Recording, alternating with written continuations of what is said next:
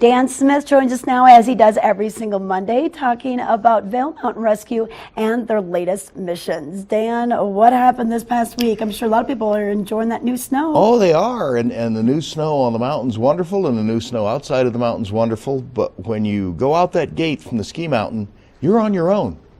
And there's some people that have in the past not really understood that, and you know, we're here to help you solve your problem. We are not here to die in the process. Yeah. Okay. And that gets to be a serious point sometime. We had two missions, one on Lime Creek off Vail, one on Stone Creek off Beaver Creek. Both were people that accessed the backcountry from the ski mountain, which is fine, and both apparently went through legitimate gates, which is also fine. But apparently neither one had the knowledge of the terrain below them. Lime Creek is very common. We do about 4 Lime Creeks a year. Somebody will go out the south ridge of Blue Sky, and just this beautiful, massive snow field, and they'll ride it down or ski it down to the bottom and say, hey, I've heard of this bar in Red Cliff called Mangoes, I can ski there. Well, not always. Yeah. If you're a snowboarder, you can't get there. It's going to bottom out. You're not going to go any further. You're going to step off your board, and all of a sudden you're going to discover what 5 feet of snow looks like. Because you're going to sink into it right up to here. A tele skier can do it. An alpine skier that knows the turf can do it. A boarder can't. Okay. This young man was a boarder, went to the bottom, figured out he was wrong. A couple of snow machines passed him by, emphasis on the word passed him by, and told him to climb back up to Blue Sky. He got up under the cliffs, was yelling, patrol heard him. We had been talking with him for about an hour and a half by that point in time, because it was 5:30 and getting pretty dark.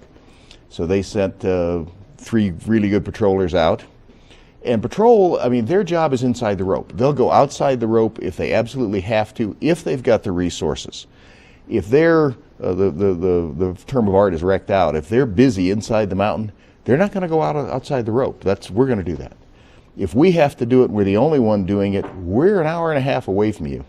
You're going to have to take care of yourself that hour and a half and not get in worse trouble.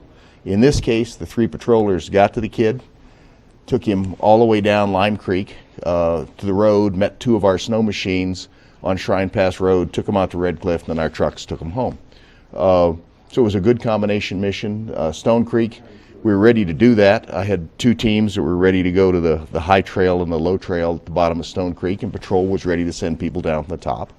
We'd have trapped this kid, and he popped out, which is very good. You know, we appreciate the call. We'd rather be going, and then if you save yourself, that's wonderful too. But it's this misunderstanding that somehow the other side of that rope is just like the inside of that rope. It's not. Not at all. And if you're going to do that, you have to have the gear, you have to have the knowledge. A map comes in real handy, so does a GPS. But riding it or skiing it with somebody who's done it before is the way to go. Don't go exploring this stuff on your own. Were these people alone? Yes.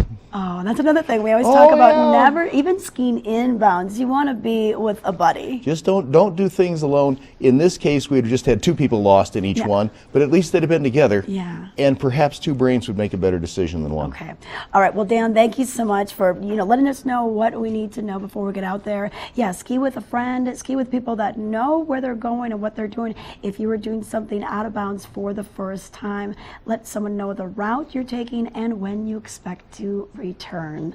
We're going to talk to the Friends of Mountain Rescue after this weather with Mark. Stay tuned.